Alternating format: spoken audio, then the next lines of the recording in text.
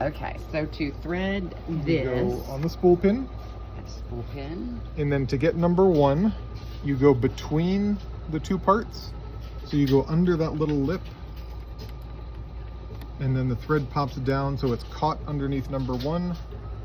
And you need to get between number 1 and this little spring so that the thread is caught in that spring. Down under number 2, up.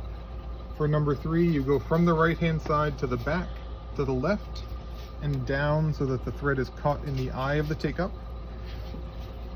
There's a wire loop that you get right on top of the needle, and then you thread the needle forward to back.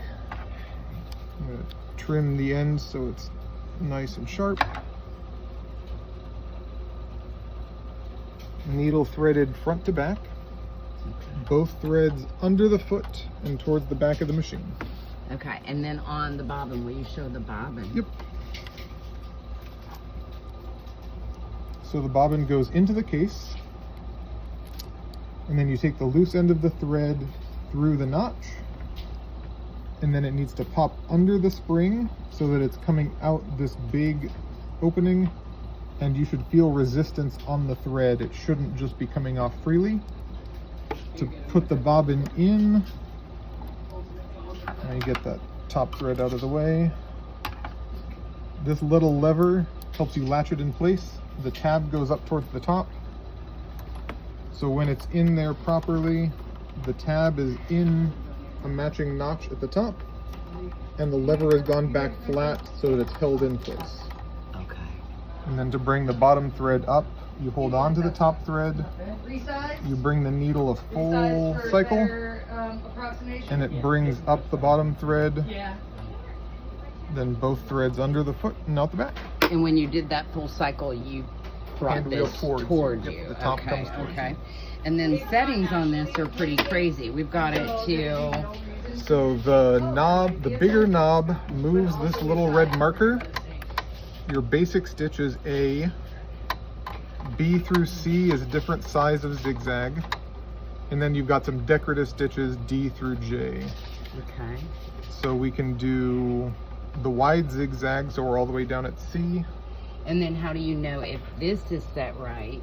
This and guy? that is set right. So this guy is tension. Okay. You want to get the tension adjusted so that you're not seeing the bottom thread pull through to the top or the top thread pull through to the bottom.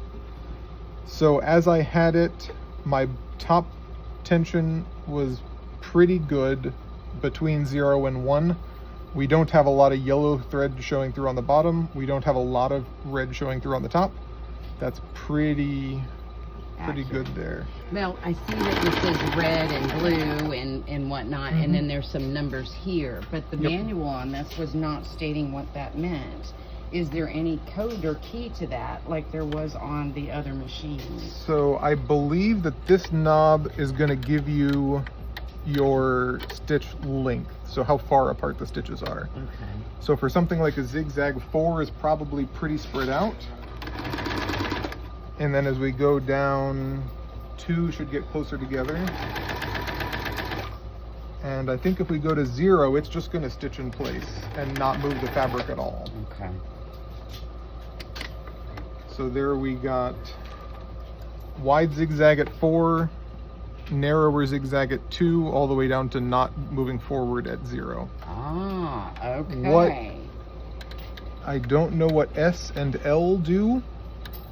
Stretch maybe, or... Okay.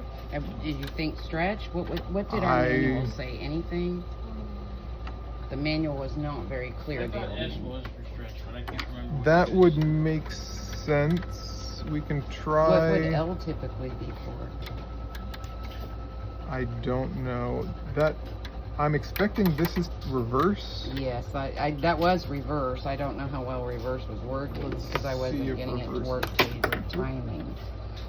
So Yeah, that does pop off. That flew at me before. It's pretty heavy duty. Now this has no light bulb. I bet it has one. It's probably burnt out. But let's take a I look. thought it did have one, but I don't know how to access it either. Let's get your foot back on.